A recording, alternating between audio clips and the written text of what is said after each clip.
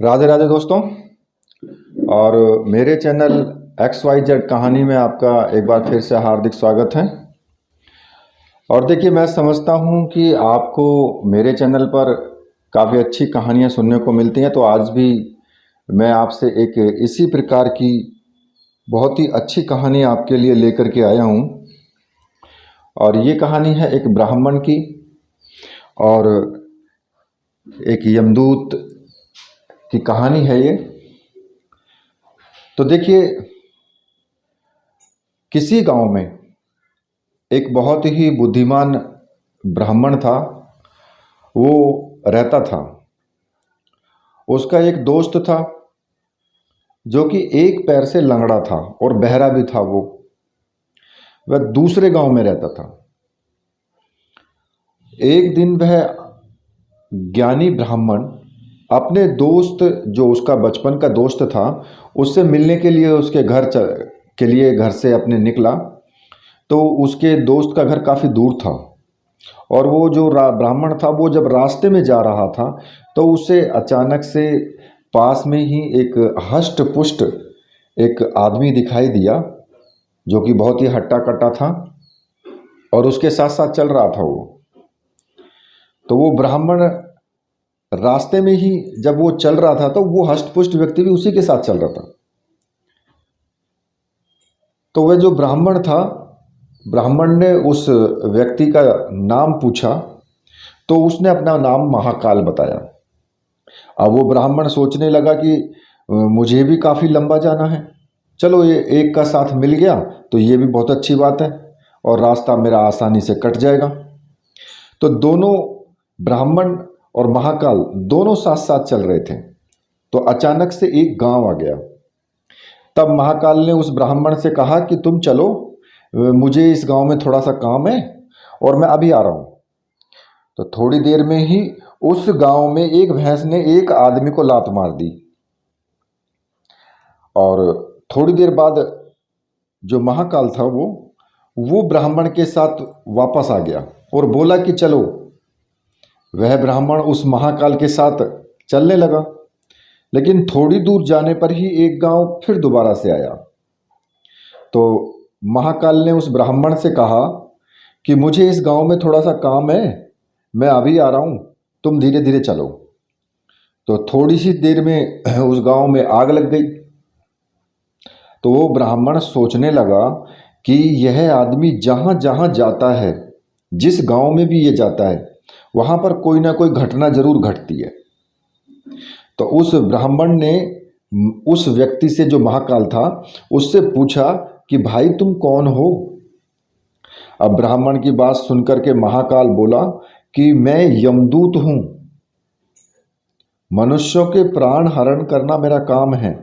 इसके बाद ब्राह्मण महाकाल से पूछे, भाई कि तुम जो है मतलब यमदूत हो, तो ये बताओ कि अगली मृत्यु किसकी होने वाली है। तब महाकाल ने कहा कि अगली मृत्यु तुम्हारे उसी मित्र की होने वाली है जिससे तुम मिलने जा रहे हो। अब इतना सुनकर के तो ब्राह्मण के होश उड़ गए और वो सोचने लगा कि यदि ऐसी बात है तो मैं अपने मित्र से मिलने ही नहीं जाऊंगा। महाकाल ने ब्राह्मण से कहा कि तुम जो सोच रहे हो ऐसा कुछ भी नहीं होगा, होनी अटल है, होनी होकर रहेगी। थोड़ी देर बाद उस ब्राह्मण ने देखा कि उसका मित्र उससे मिलने के लिए बहुत तेजी से चला आ रहा है। जैसे ही उसका मित्र उस ब्राह्मण के पास पहुंचा तो उसको जो है हार्ट अटैक यानी हृदय की रोग के कारण उसकी मृत्यु हो जाती है। अब इससे तो ब्राह्मण को बहुत बड़ा पछतावा हुआ। वह ब्राह्मण उस महाकाल से पूछता है कि अच्छा ये बताओ कि मेरी मृत्यु कब और कैसे होगी। तब महाकाल ने कहा कि तुम्हारी मृत्यु ठीक 6 महीने बाद दूसरे राज्य में फांसी लगने से होगी। अब इतना सुनकर के तो ब्राह्मण के होश उड़ गए। बोला कि मुझे फांसी लगेगी और वो भी दूसरे राज्य में। तो वो ब्राह्मण जो था वो अपने घर चला आया और वो घर आकर के उसने सीधे राजा, अपने जो उनका राज्य था, जिस राज्य में वो रहता था, उस राज्य का जो राजा था उसके पास गया और ब्राह्मण ने सारी बात उसको बता दी। तब राजा ने राज्यसभा बुलाई और ये प्रश्न सबके सामने रखा कि भाई 6 महीने बाद ब्राह्मण को दूसरे राज्य में फांसी लगेगी और इसकी मृत्यु हो जाएगी। तो ये जो प्रश्न था ये सबके सामने रखा गया। तो राज्यसभा में ये फैसला लिया गया कि यदि ऐसी बात है तो इस ब्राह्मण को इसी राजमहल में 6 महीने तक रखा जाएगा। 6 महीने तक ये ब्राह्मण यहीं रहेगा राजमहल में। तो राजा ने ब्राह्मण के लिए राजमहल में ही व्यवस्था कर दी और धीरे धीरे समय व्यतीत होने लगा। उस ब्राह्मण को नींद में चलने की बीमारी थी दरअसल में, और ये बात उस ब्राह्मण को नहीं पता थी। जिस दिन उसकी मृत्यु होने वाली थी उसी रात्रि को ही वह ब्राह्मण राजमहल से निकल करके दूसरे राजा के राजमहल में जाकर राजा के शयन कक्ष में, जहां वो राजा और रानी सो रहे थे, उन दोनों के बीच में जाकर के सो गया। अब सुबह जब राजा उठा तो उसने ब्राह्मण को अपने शयन कक्ष में देखा कि भाई वो मेरे और रानी के बीच में सोया हुआ है। ये देख करके वो बहुत क्रोधित हुआ और उसने उस ब्राह्मण को फांसी की सजा सुना दी। तब वह ब्राह्मण उस राजा से सारी कहानी बताता है कि भाई इस तरीके से बात थी, वहाँ मैं महल में राजा ने रखा था और मुझे पता नहीं मैं यहाँ पर कैसे आ गया। तो जब सारी कहानी उसने राजा को सुनाई, जिसको सुनकर के राजा ने अपना एक गुप्तचर अपने पड़ोसी राज्य के राजा के पास भेजा और वहाँ से सारी जानकारी ली, जिसको सुनकर के राजा अपने फैसले पर बहुत पछता रहा था। लेकिन उस राज्य का एक नियम था कि एक बार अगर राजा कोई सज़ा सुना दे तो फिर वो उसे बदल नहीं सकता, राजा भी स्वयं नहीं बदल सकता उसको।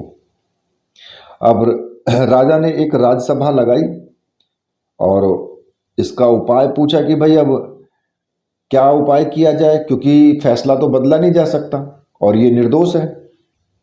तो राज्यसभा में ये फैसला लिया गया कि एक पतले धागे का फंदा बनाकर आप ब्राह्मण को पहना करके अपना वचन पूरा कर लीजिए, क्योंकि अगर पतला धागा रहेगा तो वो धागा टूट जाएगा, आपका वचन भी रह जाएगा और ब्राह्मण की जान भी बच जाएगी। तो फंदा पतला होने के कारण ब्राह्मण की मृत्यु नहीं होगी और आपके फैसले की भी लाज बच जाएगी।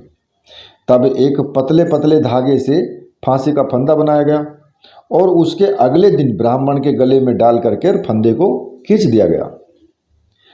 सभी ने सोचा कि ब्राह्मण को कुछ नहीं होगा, लेकिन उस पतले धागे की वजह से ब्राह्मण का गला कट गया और खून तेजी से निकलने लगा। ज़्यादा खून बह जाने के कारण ब्राह्मण की मृत्यु हो गई। तो अब देखिए इस कहानी से हमें दोस्तों क्या सीख मिलती है कि हमारे भाग्य में जो भी लिखा हुआ है, जो भी हमारे भाग्य में पहले से ही लिखा हुआ है, वो हर हाल में होकर के रहता है, उसे कोई भी नहीं टाल सकता। जिसकी मृत्यु जहाँ लिखी है वहीं पे निश्चित है, जिसके साथ जो भी घटना घटनी है और कहाँ पे घटनी है वो पूर्व निर्धारित है, सब कुछ निश्चित है पहले से भाग्य में। उससे बचने के तुम कितने भी उपाय कर लो, लेकिन जब मृत्यु आएगी तो कोई भी उपाय आपका काम नहीं आएगा, मृत्यु हो करके ही रहेगी। तो देखिए ये कहानी अगर आपको पसंद आई है तो इस कहानी को आप लाइक कीजिए, इसको शेयर कीजिए और चैनल को सब्सक्राइब भी कीजिए। ठीक है, इसी प्रकार की कहानियाँ मैं आपके लिए बार बार लेकर के आता रहूँगा अपने चैनल पर। तो दोस्तों इसी के साथ मुझे अब आज्ञा दीजिए। राधे राधे।